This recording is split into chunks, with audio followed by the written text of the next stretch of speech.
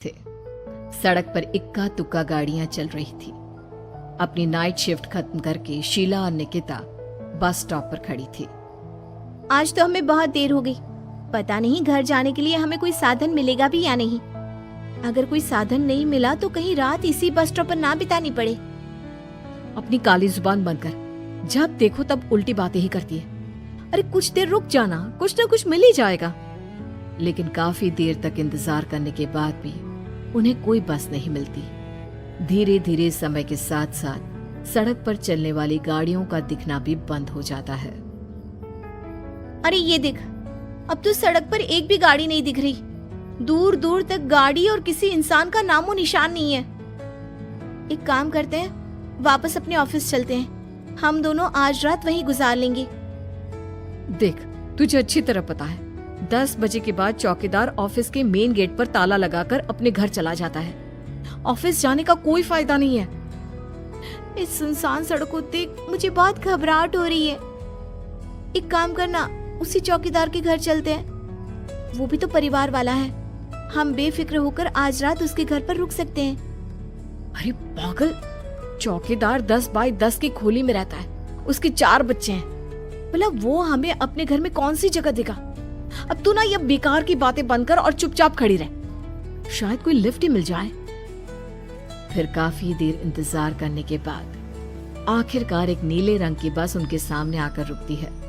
बस का दरवाजा खोल कंडक्टर उन दोनों से कहता है, कहिए कहाँ जाना है आप दोनों को? देखिए मेरी पूरी बस खाली पड़ी है। मैं आप दोनों को आपके ठिकाने पर छोड़ दूंगा। इतना कहकर कंडक्टर मुंह में भरे पान की पिचकारी सड़क पर दे मारता है। निकिता, लोगों का कहना है कि कुछ महीने पहले इसी तरह अंधेरी रात में एक नीली बस के अंदर कुछ बदमाशों ने एक जवान लड़की की हत्या कर दी थी। इस बस का रंग भी नीला है।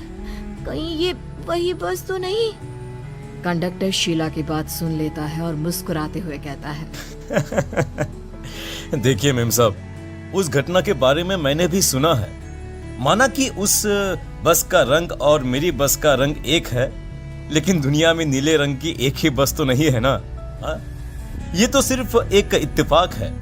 देखिए हमारी बस में एक मेम साहब पहले से ही बैठी हैं। चाहे तो आप देख लीजिए।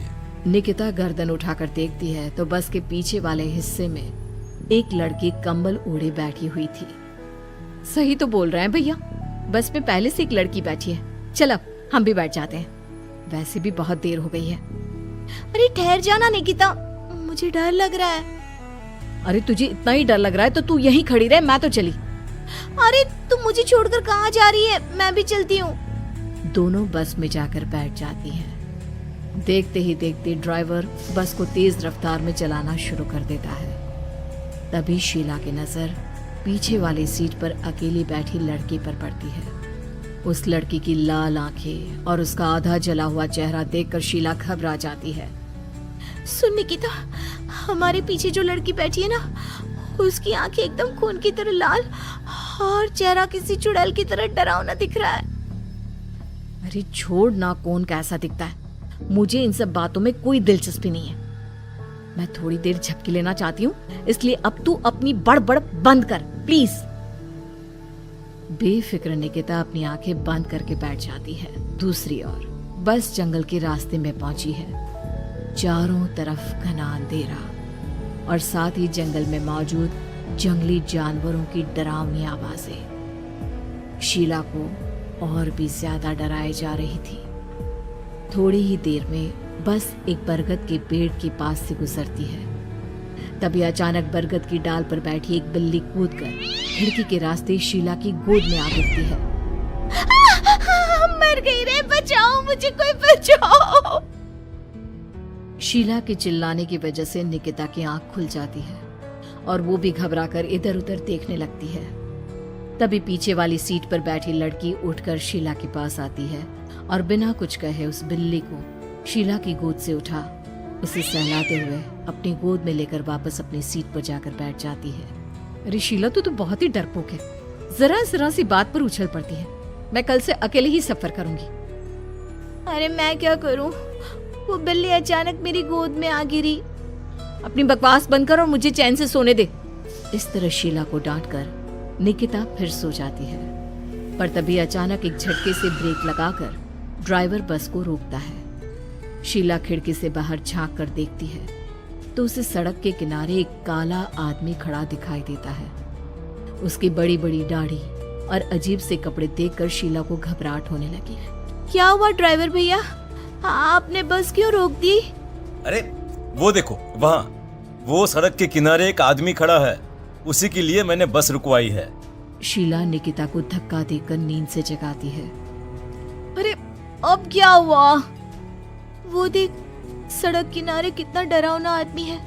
उसका अजीबोगरीब हुलिया देखकर लगता है जैसे कोई शैतान खड़ा हो। अब शीला की तरह निकिता भी उस आदमी को देखकर थोड़ा डरने लगती है। कंडक्टर, क्या तुम उस आदमी को बस में चढ़ाने वाले हो? उसे देखकर हमें डर लग रहा है, उसे बस में मत चढ़ाओ। अरे डरने की कोई बात नहीं है मेम साहब, ये आदमी जंगल के पीछे वाले गांव में रहता है। ये रोज इसी वक्त मेरी बस में बैठकर पड़ोस वाले गांव में जाता है।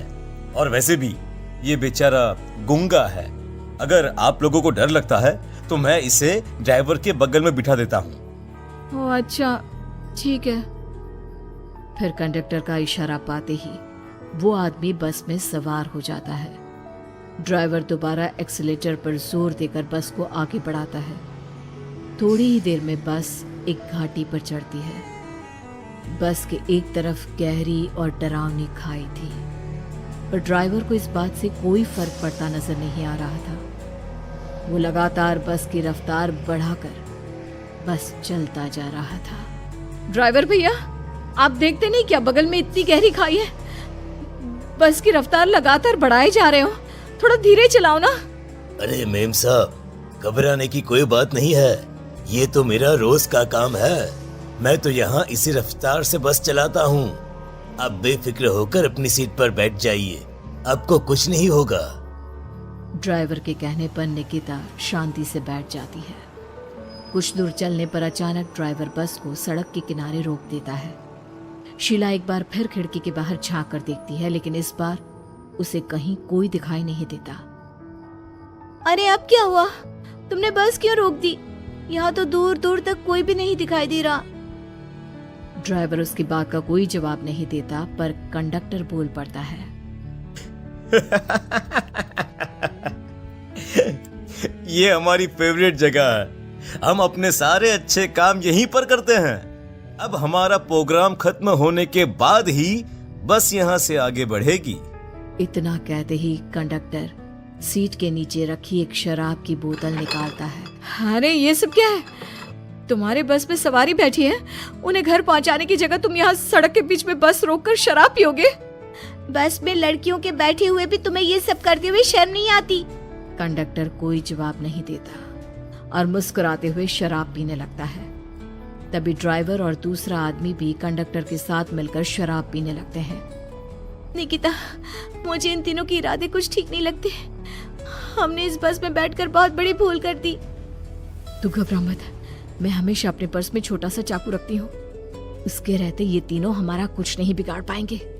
देखो गज्जू भैया, हमारी बस में इस समय 3 जवान लड़कियां बैठी हैं। कहो कहो सबसे पहले किसका शिकार किया जाए? मैं तो कहता हूँ कि सबसे पहले वो जो पीछे अकेले जो बैठी है ना, उसे पकड़ कर लाओ। उसके बाद इन दोनों का प्रोग्राम फिट करेंगे। ठीक है, जैसी तुम्हारी मर्जी। अब वो आदमी पीछे वाली सीट पर बैठी लड़की के पास पहुंचकर उसका हाथ पकड़ लेता है, लेकिन तभी अचानक उस लड़की की आंखें जरूरत से ज्यादा बड़ी और लाल होने लगती है। उसका चेहरा गुस्से से लाल और उसके मुंह से नुकीले दांत दिखने लगते हैं। अरे अरे अरे ये क्या? ये लड़की अचानक इतनी खतरनाक कैसे बन रही है? इतने में वो लड़की उस आदमी को उठाकर वहीं सीट पर पटक देती है। मुझे हाथ लगाएगा, तेरी इतनी हिम्मत! जोर से चीखते हुए वो लड़की उस आदमी पर हमला कर देती है और पल भर में ही उस आदमी का काम तमाम हो जाता है। ये देख ड्राइवर और कंडक्टर के होश उड़ जाते हैं। इतने में ड्राइवर अपनी जान बचाने के लिए तुरंत बस से बाहर कूद जाता है, पर तभी बस के पीछे की तरफ से तेजी से आ रहा एक ट्रक उसे कुचल कर चला जाता है। एक ही पल में अपने दोनों साथियों की मौत देख अब कंडक्टर के हाथ पैर कांपने लगते हैं। ये सब देख निकिता और शीला के भी होश उड़ जाते हैं। वो चुपचाप अपनी सीट पर ही छुप कर बैठी रहती हैं। अरे अरे अरे कौन हो तुम और तुम इतनी भयानक कैसे बन गई? अब वो लड़की गुस्से में गुर्राते हुए कंडक्टर का गला पकड़ लेती है। इतनी जल्दी मुझे भूल गए? कुछ महीनों पहले तुम तीनों ने बड़ी बेरहमी से मेरी हत्या की थी और फिर शहर छोड़कर भाग गए। कई दिनों से मैं तुम तीनों के इंतजार में भटक रही थी। आज जाकर मेरा बदला पूरा होगा। अब तू भी अपने साथियों की तरह जहन्नम पहुंच जाएगा। अब वो लड़की कंडक्टर को उठाकर बस के पास मौजूद खाई में फेंक देती है। कंडक्टर एक बड़े पत्थर से जा टकराता है और उसकी भी मृत्यु हो जाती है। दूसरी तरफ ये सारा नजारा देख शीला और निकिता बेहोश हो जाती है। अगली सुबह